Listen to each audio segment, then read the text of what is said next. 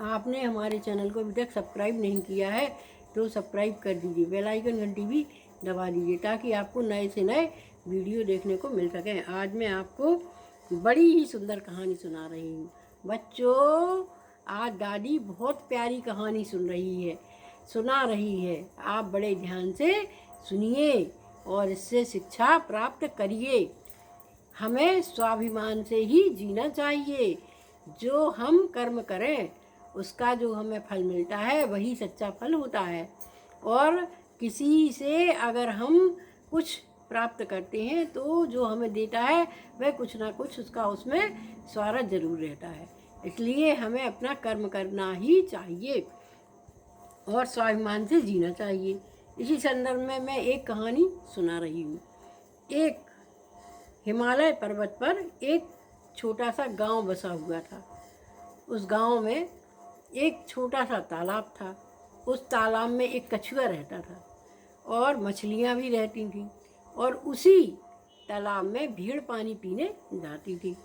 तो जब भेड़ पानी पीने जाती तो मछलियां हंसने लगती और कहती, देखो देखो हमारा जीवन कितना अच्छा है। मैं जल में रहती हूँ, मैं जो है क्या कहलाते हैं, दाना जो मेरा डालता है मालिक वही खाती हूँ। और अब तुम तो वन वन भटकती हो, तुम्हें वन में जो घास मिलती है वही खाती हो। तो वो बकरी कहती, भेड़ कहती कि अरे मुझे तो मेरा मालिक जंगल में ले जाने के बहुत बढ़िया बढ़िया फल फूल खिलाता है, अच्छी हरी हरी घास खिलाता है। और कछुआ कहता, भैया तुम लोगों को मैं कब से समझाता हूँ, कितना समझाता हूँ कि कोई भी व्यक्ति बिना स्वार्थ के किसी का परोपकार नहीं करता। अब समय बदल गया है, मुझसे कुछ सीखो। मछलियों को जो दाना डाला जाता है मैं उस दाने से एक तिनका भी नहीं लेता हूँ। मुझे तो जो मिलता है तालाब में कीड़े मकोड़े वो मार के खा लेता हूँ। और जब कुछ भी नहीं मिलता तो मैं जो है इसकी कई ही खा के अपना पेट भर लेता हूँ। तो सारी मछलियाँ ही करके हंसने लगती और भीड़ भी चढ़ाने लगती। आप कई खा लेते हो, आप बिल्कुल भी अच्छे नहीं हो, आपको अच्छा भोजन अच्छा नहीं लगता क्या?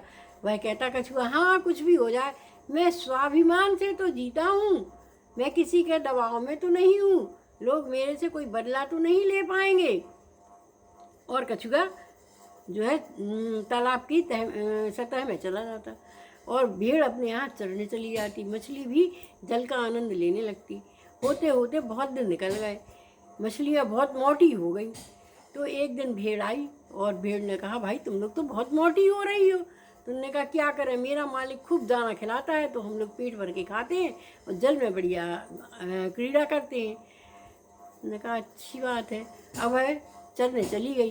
कुछ दिनों बाद फिर आई तो कछुआ अकेला तट पर बैठा था और बिला निराश सा बैठा था। तो भेड़ ने कहा, भैया तुम आज उदास क्यों हो, तुम्हारे संगी की मछलियाँ कहाँ चली गई, आज तालाब सूना सूना क्यों है? तो वह कछुआ हंसने लगा और बोला, भैया मैं आपको भी समझाता हूँ, मछलियों को भी समझाता था कि जो है क्या कहलाते उतना ही खाओ, उतना ही करो जो तुम खुद कर सकते हो, स्वाभिमान से जियो, दूसरा का क्यों लेते हो। अब वो जब दाना खिलाता था तो उसका कुछ तो स्वार्थ रहा होगा। और जब मछलियाँ खूब मोटी मोटी बड़ी बड़ी हो गई तो एक दिन उसने जाल डाला उसके मालिक ने और सारी तालाब की मछलियाँ पकड़ कर ले गया और मारकर और उन्हें बेचकर पैसा ले आया। अब वो कल फिर आएगा और नई मछलियों के बीज उसमें डाल जाएगा तालाब में, और फिर उनको भी खूब खिलाएगा और खिलाने के बाद उनको भी पकड़ कर ले जाएगा और बाजार में बेच देगा। तो भेड़ कहने लगी, मेरा मालिक अच्छा है, वह मुझे खूब हरा हरा खिलाता है, देखो मैं भी कितनी मोटी हो रही हूँ। तो कछुआ हंसने लगा, बोले कोई भी बिना परोपकार बिना स्वार्थ के परोपकार नहीं करता। यह सतयुग नहीं है, कलयुग है। आप मेरी बात मानो और मालिक से छुटकारा पालो। उन्होंने कहा, अरे नहीं हमारा मालिक तो बहुत अच्छा है। तब तक कुछ दिनों में ठंड आ गई, ठंडा मौसम आ गया। तो तब तक भेड़ के बाल भी बहुत बड़े बड़े हो गए। और एक दिन उसने देखा जब वह चर के आई तो उसका मालिक जो है मशीन लिए बैठा था कि भेड़ आ रही है, अब ठंड के दिन आ गए हैं, भेड़ के मैं बाल उतार लूँगा और भेड़ के बाल उतार कर मैं बाज़ार में बेच दूँगा। और उसने भेड़ के सारे बाल उतार लिए। एक तो बाल उतर गए और दूसरे ठंड बहुत अधिक पड़ रही थी, तीसरा हिमालय है, तो वहाँ तो बर्फ़ गिरती ही रहती है।